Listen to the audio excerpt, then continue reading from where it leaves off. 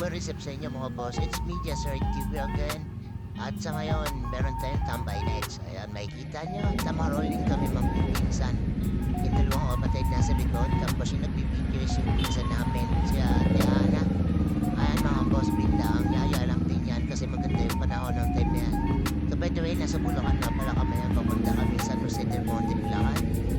Yun sa parang bagyo yung aesthetic view nila, napakaganda doon. So, dahil lang mga boss, konting update lang tayo dahil nga wala tayong may content ngayon. Dahil yung motor, na-video ko na rin naman yung pagpalit natin ng radiator. So ayun, hindi ko nga rin pala na-video yung paglagay natin ng, ipagpapalagay natin ng bagong tambut sa C400 India. Kaya nagpakabit pala tayo sa Orion Muffler Shop ng ARA.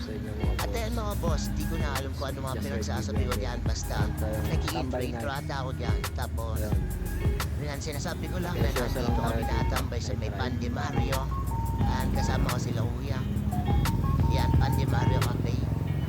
Tapos, ayun lang mga boss, ayun yung mga motor, papawita ko rin yung mga motor. Meron tayong gamit ng GS4.